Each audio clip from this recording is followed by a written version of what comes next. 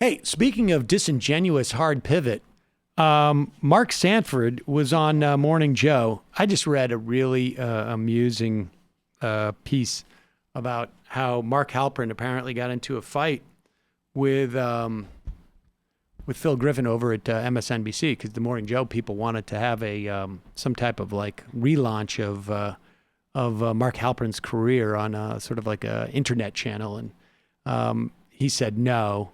Griffin said no, and then Mark Halperin was like, "You're the worst.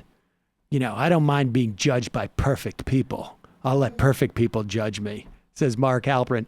How about you just let people who didn't essentially, show off their erection to people that work for them? How about they judge you? How about sort of like just basic human decency with the people you work for and some measure of respect and not a decision that you don't have to respect somebody because they're a woman? How about you let those people judge you? Unbelievable. There were so many aspects of that story that I really appreciated. But here is another, and this is, look, this is not the same thing. This is not the same thing as rehabilitating the career of a serial sexual harasser. But the dynamic is similar because what you're doing is you're just creating a bunch of BS to promote a perspective that is also full of BS. And you're ostensibly doing it, for a good reason. What I'm talking about is Mark Sanford announcing his primary run against Donald Trump on Morning Joe, as if the problem was not the Republican Party. And here's Mark Sanford talking about what he's going to run on, which is also just absurd. It's such a lie. It's unbelievable. Here it is. When we got to Congress, everybody was saying we could never balance the budget. We balanced the budget for the first time in a generation.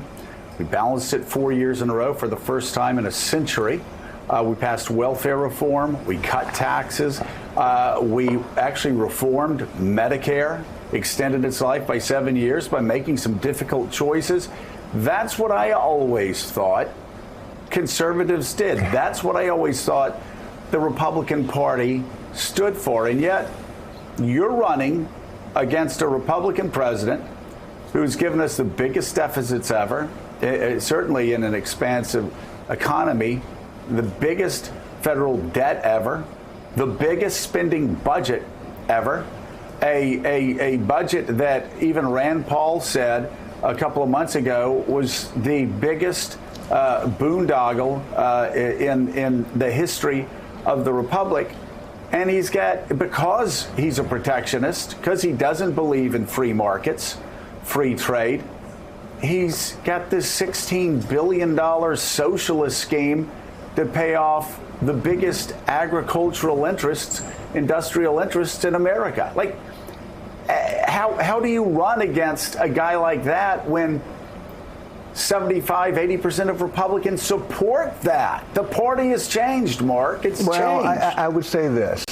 That's the central premise of the campaign. The thousands of conversations that I had over 25 years, both as 2 terms in the governorship and 12 years in the House of Representatives, the thousands of conversations I had with folks, whether at the small business level where they were trying to make it, or whether you talk to folks around the kitchen counter and they're talking about the struggle that they had with finances. I believe that those people have not disappeared. I think that they have been talked to. They haven't been appealed to. But I don't think they've disappeared. Now, if I'm wrong on that, my campaign will be short-lived. But if I'm right, I think that this campaign will have legs. Short-lived.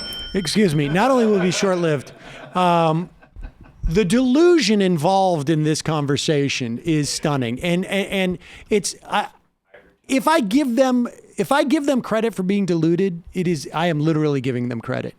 I'm giving them credit for not completely disingenuously lying to everyone who was in earshot of what they were saying.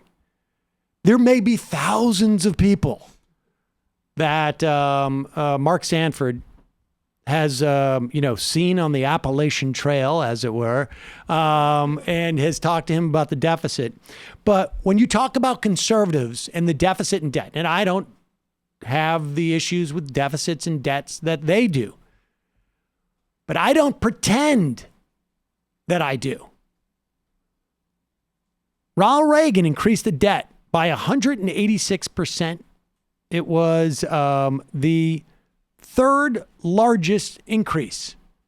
The other two, I should say, this biggest in terms of percentage-wise, was during the Great Depression, because obviously revenues died, and during Woodrow Wilson's presidency, having to pay for World War I. So in peacetime, to the extent that we can say that, or non-depression eras, Ronald Reagan. Coming in at fourth, George W. Bush. Then Barack Obama, who came in under a massive recession again, where revenues were completely cut.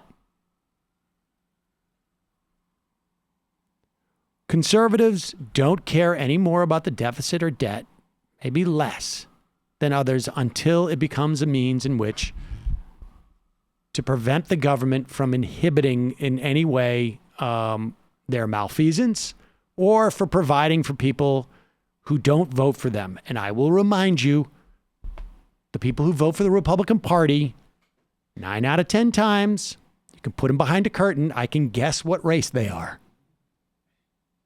9 out of 10 times. You're going in a different direction with that one. What's that? Nothing. Curtain. Sheets. Well, yeah, there you go. It's just unbelievable what a sack of horse manure is involved in all of that they're pretending there. Also, like the phrase, I've had 1,000 conversations on the deficit. I don't know what that supports other than you've wasted a lot of time. Right, indeed. The idea that people are sitting around their kitchen tables talking about the deficit as the means to help them out of their economic anxiety is just insane.